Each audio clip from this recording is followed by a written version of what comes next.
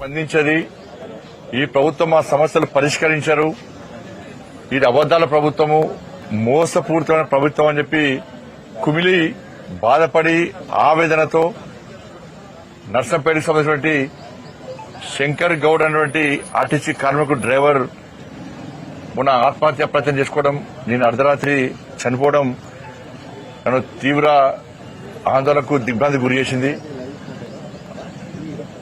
ఇది చాలా దారుణమైనటువంటి సంఘటన, ఘోరమైన సంఘటన. తెలంగాణ సమాజం అంతా కూడా ఇవాళ బాధపడుతున్నారు. ఇవాళ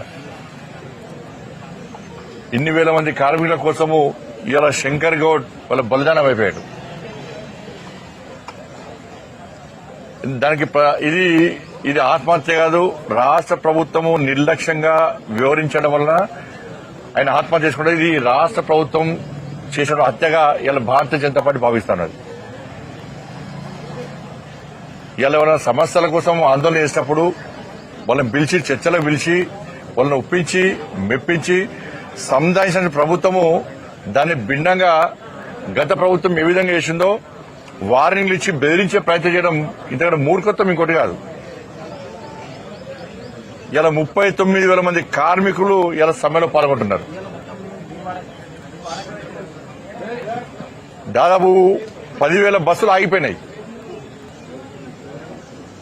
ప్రతిరోజు 60 లక్షల మంది పేద ప్రయాణికులు ఇబ్బంది పడుతున్నారు ఈ సమ్మె వల్ల. ఈ రాష్ట్ర ప్రభుత్వానికి వేరే విషయంలో శ్రద్ధ ఉంటుంది, కానీ ఇంత పెద్ద సమ్మె జరుగుతున్నది అన్నటువంటి సోయి రాష్ట్ర ప్రభుత్వానికి లేదు.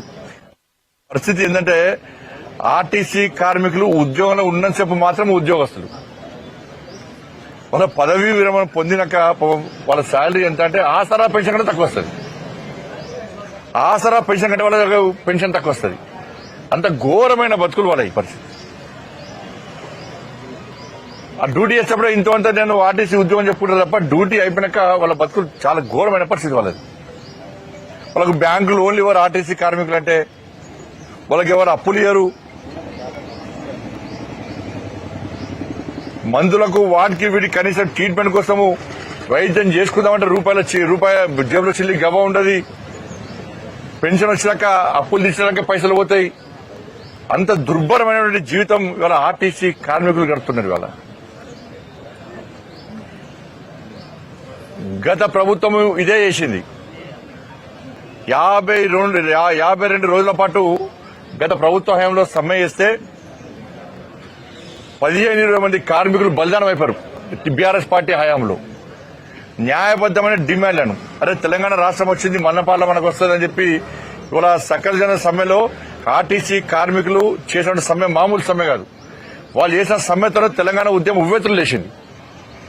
52 రోజుల పాటు సమ్మె చేస్తే గతంలో ప్రభుత్వం ఎస్మా ప్రయోగించింది. సమ్మె చేస్తే ఆ రోజే డిస్మిస్ చేస్తామని చెప్పన్నారు. పోలీస్ కేసులు పెట్టింది. అనేక మంది అనారోగ్యంతో చనిపోయారు, ఆత్మహత్యలు చేసుకున్నారు. అయినా ప్రభుత్వం కనికరించలే బీఆర్ఎస్ పార్టీ ప్రభుత్వం.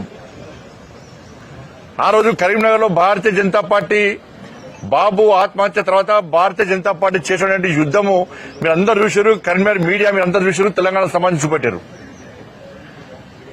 జైలుకు పోయినా మేము ఆర్టీసీ కార్మికుల కోసం యుద్దం చేసి జైలుకు పోయినా నాతో పాటు మా కార్యకర్తలు నాకు జైలుకి వచ్చారు. ఆ రోజు అంత పెద్ద యుద్దం చేస్తాం మేము. దాంతోనే ప్రభుత్వం దిగొచ్చింది. ఆ రోజు ఆ ప్రభుత్వం బీఆర్ఎస్ పార్టీ ప్రభుత్వంలో ఇంతమంది బలిదానం అయిపోయామని చెప్పి ఇలా కాంగ్రెస్ పార్టీకి ఓటేస్తే వాళ్ళ మేనిఫెస్టోలో 28వ పేజీ ఇగో మేనిఫెస్టో ఇది కాంగ్రెస్ అభయహస్తం మేనిఫెస్టో వీళ్ళది. 28వ పేజీ